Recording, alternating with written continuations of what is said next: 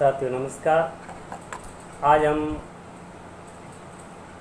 चर्चा कर रहे हैं राजनीति विज्ञान के अंतर्गत वेदता की। हालांकि हमने सत्ता और शक्ति के बारे में अध्ययन किया है, उसी के संदर्भ में अगला अपना जो बिंदु है वेदता। देखो, इसकी उत्पत्ति लैटिन भाषा की लेजिटिमस से हुई है। इनका अर्थ होता है लॉफुल, यानी कि वैधानिक। इसका मतलब क्या है? वेदता कब बनती है? जब वो वास्तव में वैधानिक हो जाती है, कानूनी हो जाती है। ये वास्तव में वेदता की बात करें तो इनका इतिहास बहुत लंबा है और औचित्यपूर्ण है। जब तक कसौटी पे खरी कोई बात नहीं उतरती तब तक वो वेद नहीं होती।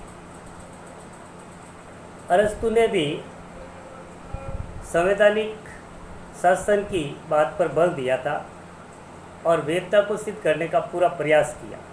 मनुस्मृति कौटिल्य का अर्थशास्त्र में राजा या स्वामी को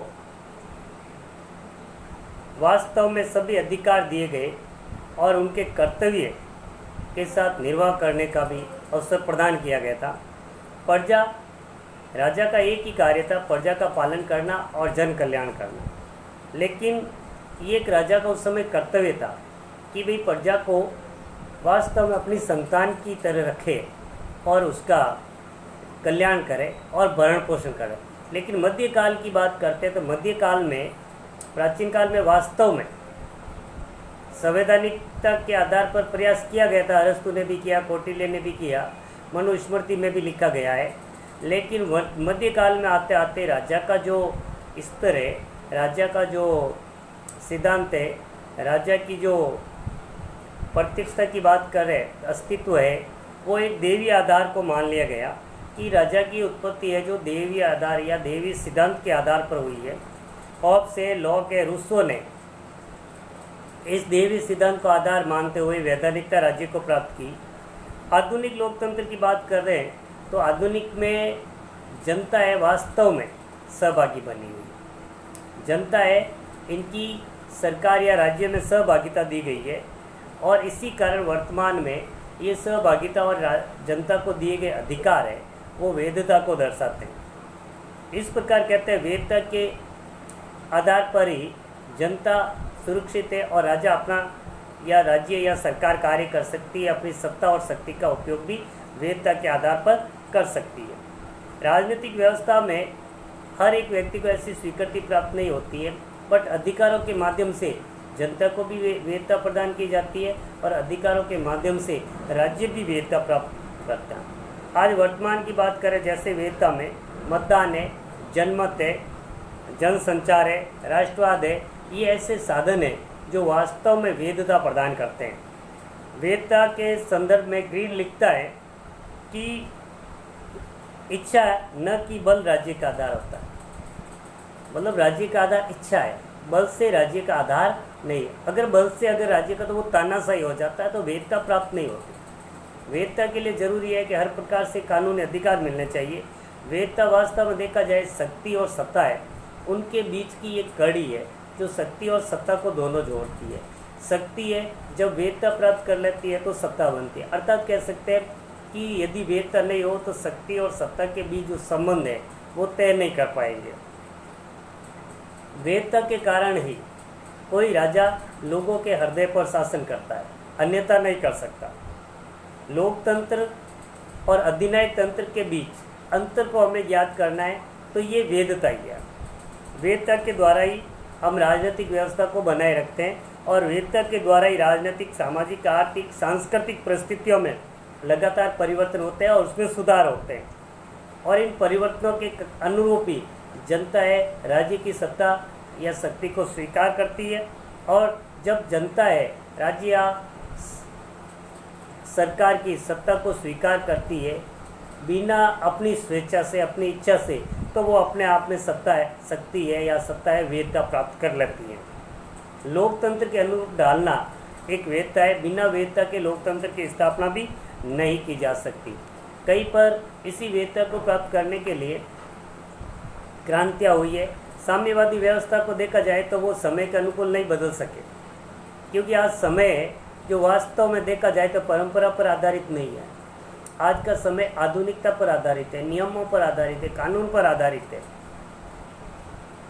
इस प्रकार से जब किसी भी सत्ता में वैधता प्राप्त नहीं होती है तो वो शासन अपने आप समाप्त हो जाता है, वो व्यवस्था समाप्त हो जाती है और नवीन परिस्थिति के अनुरूप उस सत्ता को चुनौती मिलती है, जिसके कारण अधिकारों की व्यवस्था की जाती है। मैं यहाँ नेपाल का भी उदाहरण, पहला राजतंत्र था लेकिन एक लोकतंत्र की तीसरी लहर के रूप में वह क्रांति हुई और वैधता प्राप्त हुई, लोगों को अधिकार मिले। लोगों की राजनीतिक इच्छाएं, आकांक्षाएं वैधता के माध्यम से पूरी हो सकती है और जनसामान्य बिना वैधता के कोई भी शासन या सरकार जनसामान्य की आकांक्षाओं को पूरा नहीं कर सकता और जनसामान्य की आकांक्षाओं को पूरा करने के लिए जरूरी है वैधता। वैधता का मतलब है कानूनी, वैधानिक, जिसको सही ठहराया जाए। जहाँ वैधता नहीं है वहाँ पर आपने देखा होगा, जहाँ पर इस प्रकार के कानून अधिकार नहीं है, कानून को सर्वोच्च नहीं माना जाता है, वहाँ पर अक्सर तख्ता पलट होते हैं। सरकार को गिरा दिया जाता है, सरकार को हटा दिया जाता है, शासन को हटा दिया जाता है और वहाँ पर सैनिक तंत्र हावी हो जाता है, तानाशाही हावी हो जाता है। दक्षिणी एशियाई अफ्रीकाई जो देश हैं वहाँ पर ऐसे तख्ता पलट होते हुए हम कई बार देखा भी है और न्यूज में भी, समाचार पत्रों में इस प्रकार की स्थिति देखने को हमें मिलती है। तो नवीन व्यवस्था के अनुसार, परंपराओं के अनुसार अपने आप को ढालना और व्यक्तिगत गुणों को सुरक्षित रखना ही वैधता है। और यदि इस प्रकार से नहीं डाला गया और वैधता प्रदान नहीं की गई तो वास्तविक आधार पर एक संकट उत्पन्न हो सकता है, जनता के लिए भी और हमारे लिए भी, सरकार के लिए भी और राज्य के लिए। इसीलिए ज़रूरी है कि कानूनी मान्यता दी जाए। शक्ति, सत्ता और वैधता की अवधारणा अगर देखा जाए तो तीनों एक ही रूप है, तीनों एक दूसरे से जुड़े हुए, इनको हम अलग नहीं कर सकते। क्योंकि शक्ति है, जब वो वैधता प्राप्त कर जाती है तो सत्ता हो जाती है। शक्ति और सत्ता के बीच की जो कड़ी है वैधता है, और वैधता नहीं होगी तो वास्तव में न तो शक्ति का प्रयोग कर पाएंगे हम और न ही सत्ता प्राप्त होती है। तो इस प्रकार से कह सकते हैं शक्ति, सत्ता और वैधता तीनों एक दूसरे के पूरक हैं। यदि हम शक्ति की तुलना एक नंगी तलवार से करें जो म्यान में रहती है लेकिन वो जरूरत पड़ती है तभी बाहर निकलती है, वास्तव में शासक की शक्ति भी ऐसी है। सत्ता का रूप कब लेती है? जब उसका वो अधिकार बन जाती है और वैधानिक रूप से वो उसका प्रयोग करता है और उसकी आज्ञा का जनता इच्छा अनुसार स्वीकार कर लेती है और पालन करती है, तो वो अपने आप में वैधता है। तो इस प्रकार से वैधता एक ऐसी है जो औचित्यपूर्ण है और शक्ति और सत्ता को जोड़ती है, शक्ति को सत्ता के रूप में परिवर्तित करती है और उस सत्ता का आम जनता, आम नागरिक है बिना किसी रुकावट के उसका पालन करते हैं और अब उनका कर्तव्य बन जाता है नियमों का पालन करना। यही आपके वैधता है। थैंक यू, धन्यवाद।